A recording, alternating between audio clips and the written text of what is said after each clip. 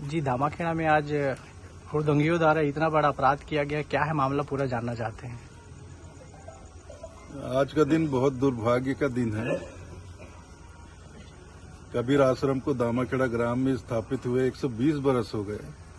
120 वर्षों में कभी ऐसा नहीं हुआ जो आज हुआ। हमारे जो नए वंशाचारी हैं, नवोदित वंशाचार्य उदित मुनि पर हमला करने के लिए धारदार हथियारों से लैस होकर गांव के 50-60 गुंडे आश्रम के सामने आकर उत्पात किए, जबरदस्ती आश्रम में घुसने का प्रयास किए और गेट के बाहर से उन्होंने बहुत अश्लील गालियां दी। उनकी नीयत बहुत ही ज्यादा खराब थी। वो सीधे बोल रहे थे कि हमको उदित मुनि को मारना है।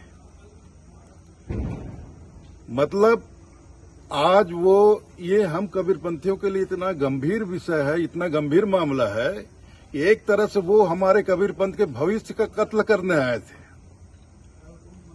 फिर कुछ लोगों को पकड़ा गया और लोग इकट्ठे हुए, गांव के लोग इकट्ठे हुए, आश्रम के लोग इकट्ठे हुए। फिर भानु प्रताप गोस्वामी आए तो फिर वो लोग धीरे से खिसकने लगे। इतने में मुझे खबर लगी, मैं अंदर से बाहर आया। फिर मेरे आने पर वो लोग भागने लगे तो फिर दौड़कर कुछ लोगों को पकड़ा गया। तो मैंने तुरंत ही इसकी सूचना छत्तीसगढ़ प्रदेश के गृह मंत्री जी को करवाई।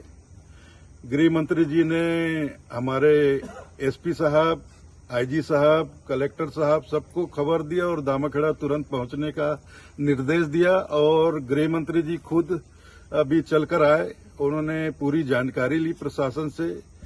यहां पुलिस बल आते ही कुछ लोगों को गिरफ्तार भी किया गया है और संस्था, हमारे आश्रम की संस्था प्रतिनिधि सभा की तरफ से हमारे सिमगा थाने में एफआईआर दर्ज करवा दिया गया है। कितने की संख्या में हुड़दंगी लोग यहाँ पहुंचे हुए? हुड़दंगी लोग करीब 60 से 70 लोग रहे होंगे और हथियार से लैस थे। ये बहुत ही मतलब पहली बार ऐसा दामाखेड़ा में देखा जा रहा है। कहा जा रहा है कि पुरानी रंजिश जो सरपंच है उनके द्वारा ये सब कराया गया ये है। इसमें ज्यादा लोग जो वर्तमान में सरपंच है, लेडीज सरपंच, उसका हस्बैंड है, उस सरपंच के परिवार के ही लोग थे। क्योंकि ये लोग 2020 में मेरे नाम से और कबीर आश्रम के नाम से 10 लाख रुपए संस्कृति विभाग से लेकर के उसको गबन करके खा गए थे। इसकी जानकारी होने पर हमने इसकी शिकायत थाने में कर दी थी और ये सब फरार फिर रहे थे। अब ये सब जमानत पे हैं, इसलिए उनकी चीड़ मेरे से भी थी। और ये उदित मुनि जो हैं, ये अभी बिल्कुल 16 बरस के हैं, अपने दोस्तों के साथ, बच्चों के साथ आश्रम क्षेत्र में घूमते फिरते रहते हैं। तो यहाँ जो बिगड़े हुए लड़के हैं, वो उत्पाती टाइप के, गुंडे तरह के, बिल्कुल गुंडे ही हो गए हैं, क्रिमिनल टाइप के हो गए हैं। ये प्रतिदिन नशा करते हैं, कई तरह का नशा करते हैं। यहाँ ड्रग्स भी लोग, बच्चे खा पी रहे हैं और यहाँ प्रतिबंध है नॉन वेज का। तो ये पड़ोसी गांव से नॉन वेज ले आते हैं, दारू ले आते हैं और हमारे आश्रम क्षेत्र में बैठकर खाते पीते हैं, दारू की बोतलें फोड़ते हैं, नॉन वेज फेंक देते हैं।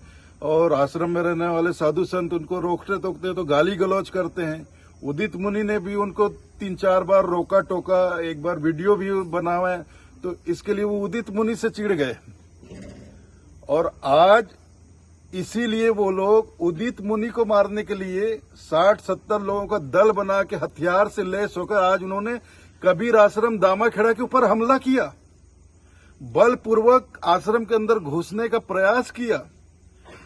गेट लोगों ने बंद कर दिया तो 4 दीवारी फांद कर अंदर घुसने का प्रयास किया, लेकिन सफल नहीं हुए। तो बाहर से ही ऐसे हथियार लहराते हुए, धारदार हथियार को लहराते हुए इन्होंने, उदित मुनि अंदर थे, हमारा पूरा परिवार था, साधु संत थे, मतलब धमकी दे रहे उदित मुनि को बाहर भेजो, हमको इससे हिसाब बराबर करना है।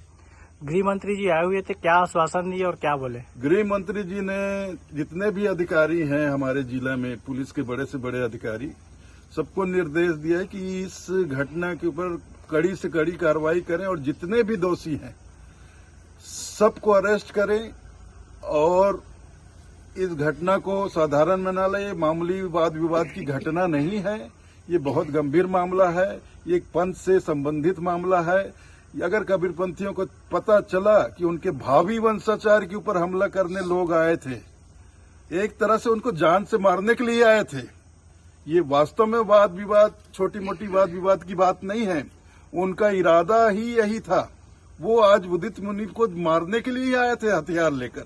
और ये पहली बार ऐसा हुआ है कि कबीर आश्रम के ऊपर 60-70 लोगों ने दल बनाकर हथियार से लैस होकर यहाँ हमला किया है और जबरदस्ती घुसने का प्रयास किया है।